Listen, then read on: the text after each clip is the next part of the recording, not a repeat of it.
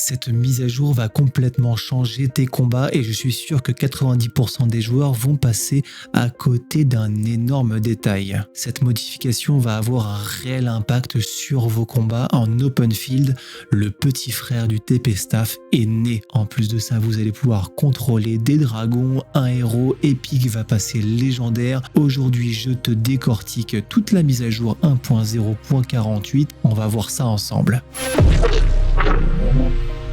Cela étant dit, si tu veux rester en avance sur les autres joueurs et comprendre la méta dans le jeu avant tout le monde, pense à t'abonner pour ne pas rater mes prochaines vidéos. Le printemps est là et cela signifie que les bêtes affamées sont à la recherche de leur prochain repas. Tout le monde se prépare pour la grande chasse. Même Bourrico et moi avons hâte de déguster le festin qui s'annonce. La mise à jour 1.0.48 chasse printanière sera disponible le 22 avril 2026 UTC. Point numéro 1, nouveaux événements. Série d'événements chasse printanière. Le soleil printanier a fait fondre la neige et a éveillé les bêtes qui sont à la recherche de leur prochain repas. Elles appellent cette période la chasse printanière. Participez à l'événement pour avoir une chance de gagner des récompenses exclusives. Participez à l'événement pour avoir une chance de gagner des récompenses exclusives dont le cadre d'avatar et la plaque trophée du chasseur. Abîme du dragon. Le feu des dragons est arrivé dans l'abîme. Les valeureux guerriers doivent se préparer à relever de nouveaux défis dans l'abîme du dragon. Lors de la prochaine saison SDC 7, siège draconique, des dragons apparaîtront sur le champ de bataille et proposeront une toute nouvelle expérience de combat. Dans cette mise à jour, l'abîme du dragon vous montrera comment fonctionne contrôle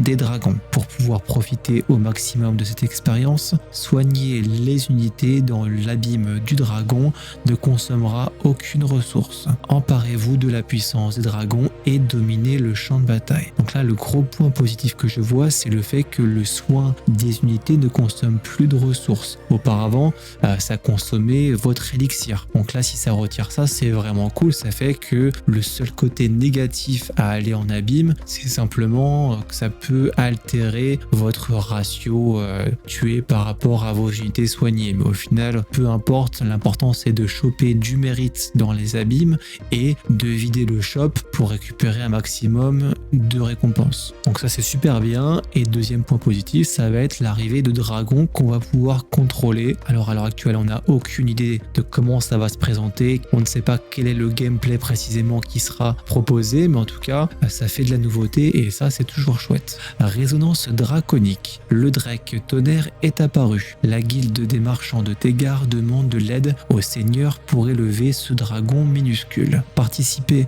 à l'événement Résonance draconique et nourrissez le Drake tonnerre pour déclencher une résonance et recevoir des cartes de compétences d'animal de guerre, des objets d'accélération ou de ressources et bien d'autres récompenses. Les maîtres dompteurs de dragons recevront des récompenses supplémentaires de la part de la guilde des marchands pour les aider à développer encore plus les compétences du Drake tonnerre. Donc c'est l'occasion de récupérer quelques petites récompenses par-ci par-là, c'est toujours ça de prix. Je pense qu'il y aura également une option pour les cash players pour avoir encore plus de récompenses. Tout le monde pourra y trouver son bonheur. Héroïne légendaire Seluna. Le clair de lune brille sur la lame d'une héroïne, alors que la puissance de la nature l'aide à sortir de son cocon. L'énergie qui parcourt ces terres résonne avec l'une de vos héroïnes. Avec la lumière de la lame de clair lune, vous pouvez désormais transcender Seluna, global JCJ compétences du niveau épique au niveau légendaire. Il se trouve que justement Seluna, je l'utilise déjà en tant que personnage épique dans mes marches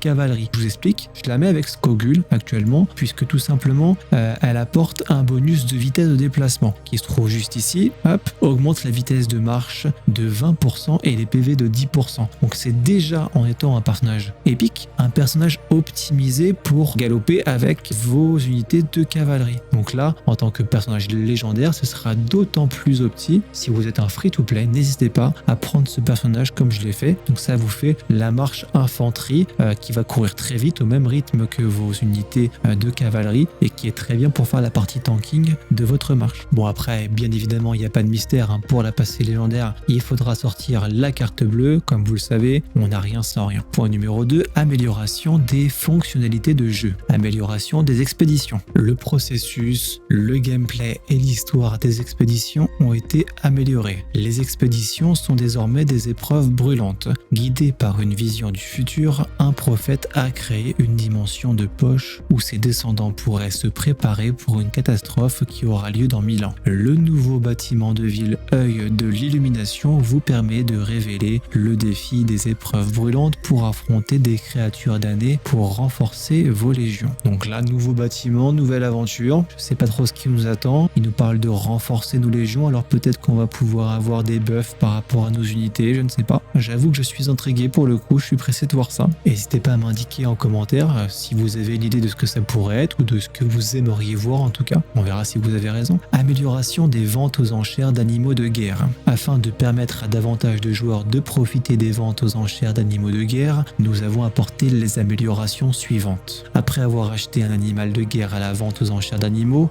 il sera temporairement placé dans votre stockage. Les animaux de guerre placés dans le stockage peuvent être relâchés, leur permettant de retrouver leur liberté. Pour votre acte de bonté, la guilde des marchands vous récompensera avec des fruits d'animaux. Donc là, c'est intéressant. Vous avez donc un nouveau moyen d'acquérir des fruits d'animaux. Donc là, clairement, l'objectif, ça va être d'acheter des animaux qui sont mis aux enchères avec des stats qui sont pas terribles.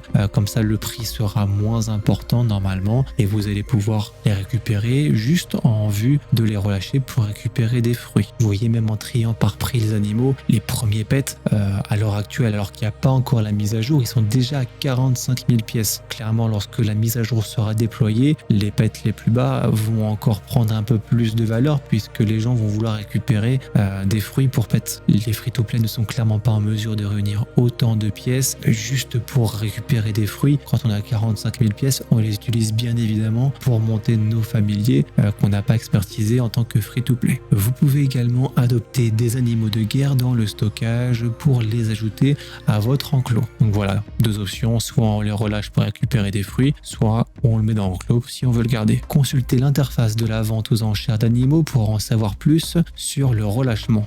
Les modifications ci-dessus s'appliquent uniquement aux animaux de guerre mis en vente et achetés après la mise à jour. Lorsque la mise à jour sera disponible, tous les animaux de guerre actuellement en vente seront retirés et toutes les enchères en cours seront annulées. Évidemment, ils veulent éviter qu'il y ait une spéculation dès à présent, que les gens achètent maintenant des pets pas chers et qu'ils puissent récupérer tous les fruits lorsque la mise à jour sera déployée. Les développeurs, c'est pas Mère Teresa. Donc tous les petits malins qui ont stocké des pets, ça marchera pas, je suis désolé pour vous. Numéro 2, les animaux de guerre recevront une note en fonction de leurs attributs. Les deux attributs avec les limites supérieures les plus basses ne compteront pas dans leur note, tout comme le nombre d'étoiles de compétences de talent. Donc là, clairement, je vous fais la traduction puisque c'est pas clairement noté, mais ce qu'il faut comprendre d'ores et déjà, c'est que les animaux vont avoir une note et du coup, ce qu'ils disent à demi-mot, c'est que en fonction de la note que va avoir le pet, vous aurez des fruits qui seront plus ou moins bien par rapport à la note. C'est ça qu'il faut comprendre. Hein. Modification apportée à l'événement, les racines de la guerre. Modification de la position des réserves de Lunambrite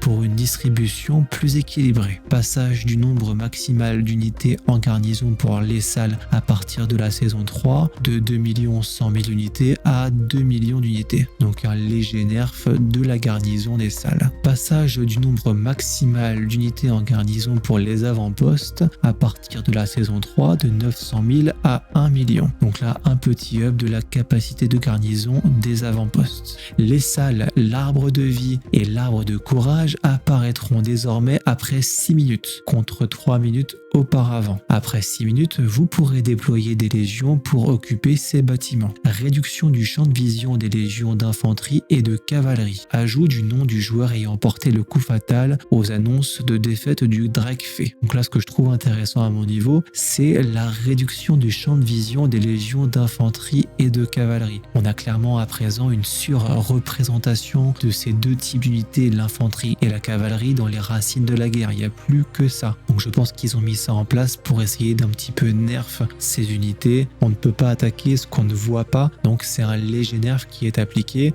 Je pense pas que ça va changer clairement la méta. Peut-être que ça va aider un petit peu les mages à se planquer, mais pour moi ça va pas être une révolution. Protection contre la suppression de bâtiments de l'Alliance. Supprimer un bâtiment de l'Alliance entièrement construit déclenchera un compte à rebours. À la fin de ce dernier, le bâtiment sera supprimé de la carte. Le compte à rebours des tours de l'Alliance, des tours de siège de l'Alliance et des bastions de siège de l'Alliance est de 5 minutes. Celui des forteresses de l'Alliance est de 20 minutes. Lorsqu'un bâtiment de l'Alliance est supprimé, les membres de l'Alliance recevront des notifications. Vous pouvez désactiver ces notifications dans les paramètres. Donc là, clairement, je pense qu'on a tous en mémoire, à un moment ou un autre, dans votre vie sur le jeu, on a tous eu un misclick, une erreur, une petite boulette de notre encadrement R4, R5 qui a malencontreusement supprimé une tour importante, une forteresse importante et qui a complètement cut tout le territoire avec tous les membres dessus qui se font brûler. Donc je pense que ça c'est pour éviter que ça se produise certainement, éviter les petites erreurs d'étourderie et je pense que ça va permettre de sauver bien des comptes. Mettez-moi un petit commentaire pour voir si ça vous est déjà arrivé de vous retrouver hors territoire parce que le staff s'est complètement chié sur le building. Point numéro 3, amélioration du système de saison. Mise à jour des récompenses du niveau de gloire. Dans les saisons des conflits qui commenceront après la mise à jour, les niveaux de gloire incluent désormais des récompenses de classe. La flamme éternelle, sans récompense de 1,5 million de bois, souverain invulnérable, 50 récompenses de 1,5 million de pièces d'or, vétéran forgé par les flammes, 30 récompenses de 1,125 million de fer, porte-étendard loyal, 10 récompenses de 1,5 million de bois. Dans les saisons des conflits qui commenceront après la mise à jour, une fois votre royaume sur la nouvelle carte de saison, votre limite d'achat de ressources hebdomadaires sera ajustée en fonction de votre niveau de gloire. Cette modification sera réinitialisée le premier lundi après le bilan de la saison. Donc là, pour vous montrer un petit peu comment ça se présente, le niveau de gloire c'est ici. Donc c'est la nouvelle fonctionnalité qui vous permet d'avoir un rang en fonction du nombre de morts que vous avez eu ou du nombre de guérisons payantes que vous avez utilisées. Vous avez des petites récompenses, donc c'est ça qui a été modifié. Donc là, comme vous le voyez auparavant, il y avait 2 ressources à chaque fois. Ils ont simplement complété chaque rang avec la 3e ressource qu'il manque en dehors de la mana. C'est toujours or, bois et fer. Nouveau canaux de discussion. Dans les saisons ayant un gameplay basé sur les camps, comme les SDC 3, 5 et 6, vous pouvez désormais parler avec les autres membres du camp dans le canal de discussion camp. Bon, ça, comme je vous l'avais expliqué, c'est pas une grosse révolution. Auparavant, ce qu'on faisait, c'est tout simplement qu'on avait un Discord commun avec les clans de notre camp pour pouvoir discuter facilement. L'avantage en plus, c'est qu'on a un vocal facile d'accès et surtout, on a l'option de faire des pings et ça, c'est très important dans ce jeu. Point numéro 4, amélioration de l'expérience de combat. Amélioration des compétences de héros. Afin d'améliorer votre expérience de combat, certaines compétences d'Agniar et de Freya ont été modifiées. Donc la première modification concerne la compétence de héros d'Agniar, esprit barde de givre. Donc avant la modification, les unités de cavalerie gagnaient 10% de PV et 30% d'attaque physique. Après la mise à jour, ce sera la même augmentation, donc 10% de PV, 30% d'attaque physique et en plus 10% de vitesse de marche. La deuxième modification concerne la compétence de héros Freya, forme aberrante. Donc avant, votre unité de cavalerie a gagné 10% de défense et 30% de dégâts de compétences supplémentaires après la mise à jour. Donc le héros conserve ces 2 bonus, donc 10% de défense et 30% de dégâts de compétences de héros supplémentaires et elle gagne également 10% de vitesse de marche. Donc globalement, la modification c'est qu'ils ont boosté la vitesse de cette marche Agniar Freya de 10%. Donc ça c'est vraiment très bien puisque ça va permettre à cette unité de pouvoir courir à la même vitesse que les autres. Vous allez pouvoir réaffecter des points que vous aviez mis dans la vitesse vers des points servant à attaquer ou à défendre mieux. Donc vous avez un gros up de cette marche. C'est très intéressant. Plus de vitesse de marche, ça fait que vous pouvez chasser plus rapidement, mais vous pouvez également vous échapper plus rapidement d'un combat, donc plus de survie. Donc la vitesse de marche est très importante, même si c'est bien souvent négligé.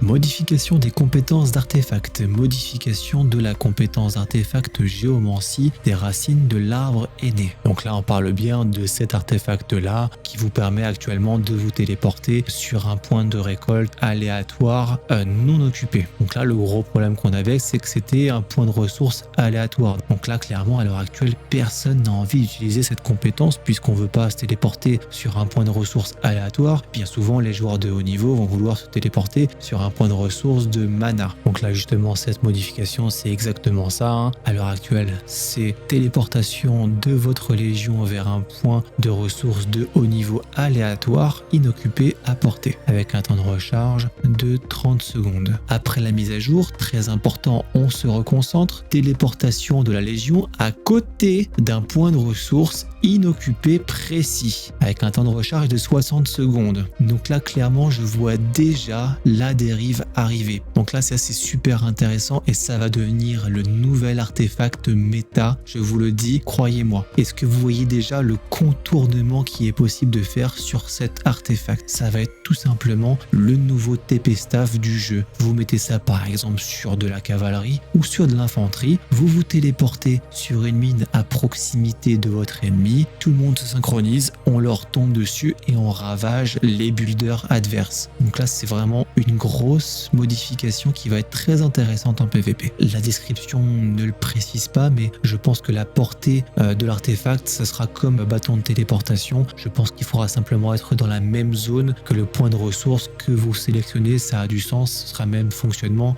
que le bâton de téléportation à l'heure actuelle. Modification des descriptions de compétences des animaux de guerre. Afin d'éviter tout malentendu concernant les mécaniques de compétences, nous avons modifié la compétence d'animal de guerre éruption. Seul le texte de description a été modifié. L'effet de la compétence reste inchangé. Donc là, on parle bien de la compétence principale du nouveau pet infanterie, le roc sulfureux. Donc l'éruption inflige des dégâts physiques à la légion cible avec un facteur de dégâts X déterminé par la force et gagne une marque d'écran de fumée. Pendant les 10 prochaines secondes, les chances de parade de la légion augmentent de 5% et son nombre maximal de parades par seconde augmente de 1. Après avoir réussi une parade, la légion inflige des dégâts physiques à la légion cible avec un facteur de dégâts X déterminé par la force. Cet effet peut se déclencher une fois toutes les 1 seconde. Donc ça, pour rappel, c'est un pet qui est à jouer avec le nouveau héros infanterie Joren qui a une compétence de parade. On revient à la mise à jour, donc la description du sort, donc tout le début, ça reste exactement pareil. Le changement va intervenir dans le deuxième paragraphe. Avant, on avait après avoir réussi une parade, la légion inflige des dégâts physiques supplémentaires à la légion cible. Et maintenant, on va avoir après avoir réussi une parade, la légion inflige des dégâts physiques supplémentaires à la légion qui a lancé une attaque normale contre elle. Donc là, effectivement, il y a une grosse différence. Ça fait pas une contre-attaque contre la personne que vous ciblez, mais contre toutes les attaques qui vous ont ciblé, en sachant que cet effet ne peut se déclencher qu'une fois toutes les secondes. Point numéro 5, amélioration de l'expérience des événements. Amélioration de Sus aux ténèbres. Si vous migrez vers un royaume où la saison est déjà en cours ou si vous êtes en mode récupération, vous pouvez désormais rejoindre ou lancer des ralliements contre des forts obscurs au sein de votre région affiliée. Amélioration de l'événement Seuil de la guerre. Dans un souci d'équité et afin d'améliorer votre expérience de jeu, le total des points de donation du royaume lors de la phase de préparation à la guerre de l'événement Seuil de la guerre sera défini comme étant le score total des points de donation des 300 meilleurs joueurs du royaume. Le nombre de points que vous pouvez marquer pendant cette phase a également été réduit en conséquence. Ce changement prendra effet dans tous les événements qui commenceront ou seront déjà en cours après la mise à jour. Donc là, clairement, ce que ça veut dire, c'est que vous pourrez plus utiliser vos comptes farm pour faire des dons de ressources pour augmenter le score de votre royaume. Pour moi, ça va rien changer du tout. C'est vraiment l'étape la plus inutile de ce seuil de la guerre puisque clairement, on est limité par une quantité de ressources qu'on peut donner sur la phase. C'est juste une différence. Est-ce que oui ou non, vous avez des joueurs actifs qui vont cliquer cliquer sur un bouton. Normalement, c'est à la portée de tout le monde. Personne n'est crédule. L'élément le plus important, c'est la troisième phase où on fait l'augmentation de la puissance des joueurs. Et c'est là où tous les cash players font la différence. Donc ça, clairement, c'est une modification qui sert vraiment à pas grand-chose. Comme d'habitude, vous avez le petit lien vert sur la note de mise à jour sur lequel vous pouvez cliquer et laisser un commentaire. Lorsque vous le faites, vous obtenez des petites récompenses dans le jeu dans les 5 jours qui suivent le déploiement de la mise à jour. Donc c'est pas des grosses récompenses bien évidemment, mais c'est toujours ça de prix pour les free-to-play. N'hésitez pas à le faire, c'est gratuit, tu prends. En résumé, cette mise à jour introduit une nouvelle méta avec des dragons dans les abîmes. Vous avez l'arrivée d'un nouveau héros légendaire, un nouveau TP staff que vous allez pouvoir exploiter comme des petits cochons sur l'open field, un buff de vitesse sur votre marche Ragnar Freya qui va rendre la marche super opti. Mais une chose est sûre, ceux qui vont utiliser et exploiter la modification de l'artefact pour se téléporter vont prendre un avantage très important sur leurs adversaires. N'hésitez pas à m'indiquer en commentaire ce que vous pensez de toutes ces évolutions. Moi personnellement, je suis en train de développer un petit peu mes marches cave, donc je suis content de voir les modifications qui ont été effectuées par rapport à Ragnar et également par rapport à Seluna qui va passer en héros légendaire. Cela étant dit, si tu veux rester en avance sur les autres joueurs et comprendre la méta dans le jeu avant tout le monde, pense à t'abonner pour ne pas rater mes prochaines vidéos. Et voilà, c'est tout pour aujourd'hui, c'était Berlioz. Je vous souhaite à tous un bon week-end, prenez soin de vous et je vous dis à très bientôt dans le jeu Call of Dragons.